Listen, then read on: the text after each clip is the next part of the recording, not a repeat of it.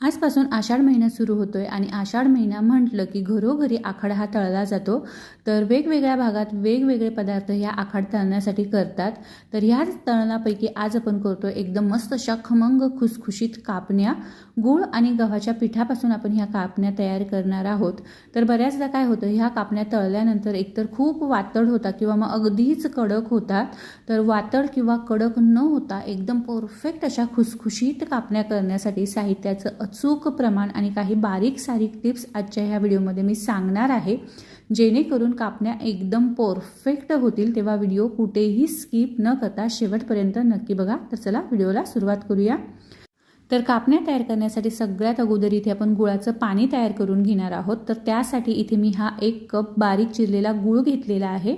तर कुठलंही एखाद्या भांड्याचं प्रमाण ठरवायचं आहे आणि त्याच भांड्याने आपल्याला सगळं साहित्य मोजून घ्यायचं आहे, म्हणजे कापण्या परफेक्ट खुसखुशीत होतात। आता सारख्याच कपाने इथे मी 1 कप पाणी घेतलेलं आहे आणि हा गूळ आपल्याला विरघळून घ्यायचा आहे। तर लक्षात घ्या, इथे आपल्याला पाण्याला उकळी काढायची नाही आहे किंवा पाकसुद्धा करायचा नाही आहे। तर गूळ विरघळेल इतपत फक्त आपण हे गरम करणार आहोत। तर हे बघा, गूळ आपला पूर्णपणे विरघळलेला आहे। तुम्ही बघू शकत असाल पाण्याला अजिबात कुठेही उकळी आलेली नाही आहे। तर लगेचच मी आता गॅस बंद करते आणि हे पाणी आपल्याला पूर्णपणे थंड करायचं आहे आणि मग वापरायचं आहे। तर आपलं पाणी थंड होतंय तोवर आपण बाकीची तयारी करूया। तर आता इथे मी एक परात घेतलेली आहे आणि यात आपण 2.5 कप गव्हाचं पीठ घेणार आहोत। ज्या कपाने मी गूळ मोजून घेतला होता, गूळ आणि पाणी, त्या सारख्याच कपाने इथे सुरुवातीला मी 2.5 कप गव्हाचं पीठ घेतलेलं आहे।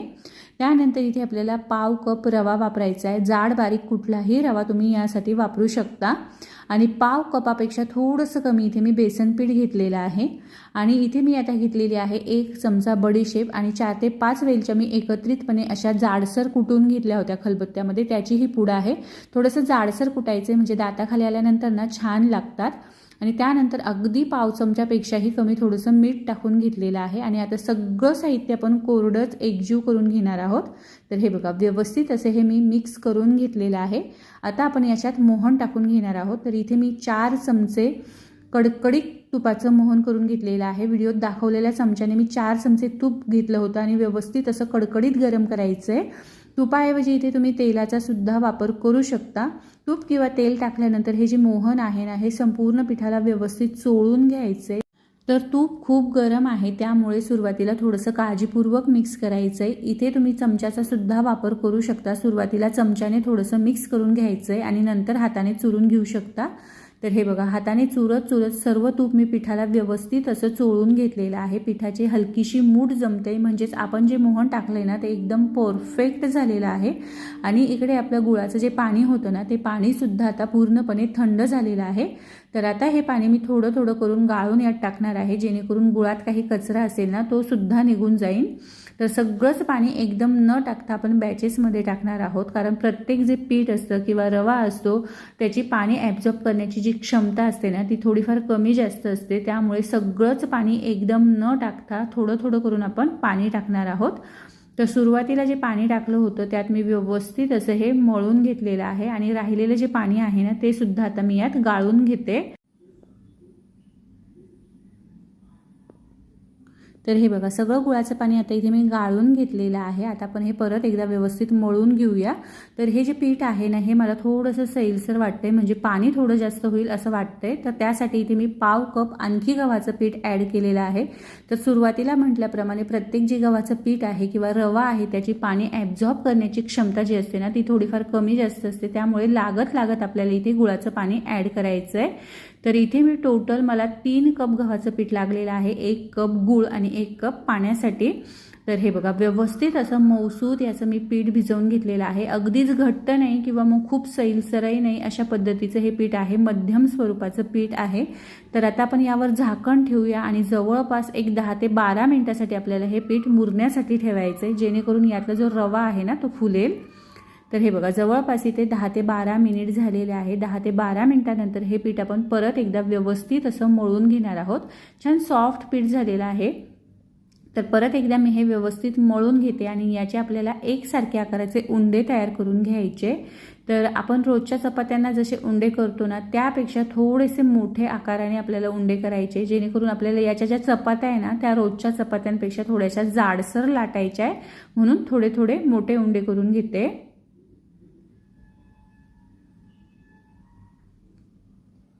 तर हे बघा सगळे उंडे इथे मी करून घेतलेले आहे। आता आपण यावर कपडा ठेवूया आणि एक एक उंडा करून आपण याच्या पोळ्या लाटून घेऊया।